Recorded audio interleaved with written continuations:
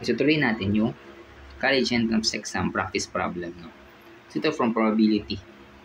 Okay. Find the probability of getting a sum of 7 or 9 when rolling 2 dice. Okay? So, makakuha tayo ng sum na 7 o kaya 9 when rolling 2 dice.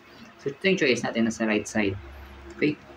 So, ibig sabihin yan, it's either 7 or 9. Okay? So, di ba, sa dice natin, okay, that is from 1 to 6.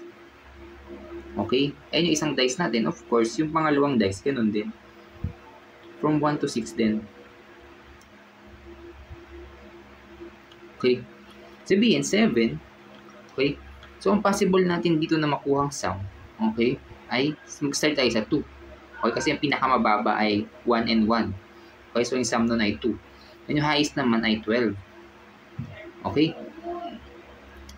So, ang gagawin muna natin ay, kukunin muna natin yung sa 7. Okay? Yung possible na sum niya ay 7. Okay? So, sum ay sum of 7. Okay? Ano ba yung possible na pag pinag-add mo ay 7? Okay? Start tayo sa 1. Diba? 1 and 6. Okay? Pwede rin namang 6 and 1. Okay? So, magkaiba yan, no? Kasi, pwedeng yung unang die mo, unang roll mo, 1. Pangalawa ay 2. Ay, pangalawa ay 6. Then, yung pangalawang roll mo naman, pwedeng 6 yung mauna. Then, tsaka 1. Okay?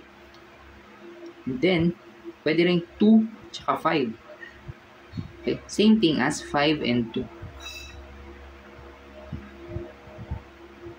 Okay? And then, pwede rin 3 and 4. O kaya, 4 and 3 makuha mo. Okay? So, ayan lang. Di ba? Wala naman na.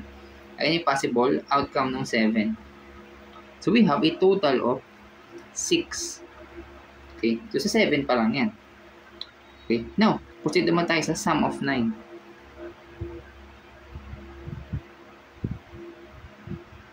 Okay? So, anong pwede? So, pag 1, then 8, wala namang 8 sa dice, di ba? Hanggang 6 lang. 2 and 7, wala rin 7. 3 and 6, okay? So, sa 3 tayo mag-i-start. Tsaka 6. And 6 and 3. Okay? Then, 4 and 5, yun. 4 and 5, and kabaliktaran niya. 5 and 4. Okay? So, this, na total natin dito, na pwedeng makuha na sum of 9 ay 4. Okay? So, all in all, okay, pwede tayong makakuha ng, okay, sum of 7 or 9, ang total natin ay 10. Okay, ito yung pinaka-total natin. Kasi diba, ang condition natin ay 7 or 9 yung makukuha natin. Okay? Now, ang tinatanong kasi is yung probability. Okay? So, kailangan natin itong i-divide by the total possible outcome. Okay? So, pag nag-roll tayo ng dalawang die, okay? So, since sa unang die, may 6 outcomes ka from 1 to 6. Ganoon din sa pangalawang die. So, simply, i-multiply mo lang yun. So, ang total possible outcome, the total possible outcome. Okay, total possible outcome natin ay simply 6 times 6. Okay? Or simply 36. Okay? So, ang probability natin na makakuha ka ng 7 or 9 ay simply divide mo yung 10 by 36, the total possible outcome. Okay? Then, lowest term mo yan, paano ito ay lowest term, simply divide by 2 yung numerator and denominator kasi yun yung common factor nila. So, that is, magiging 5 to, then 36 divided by 2, 18.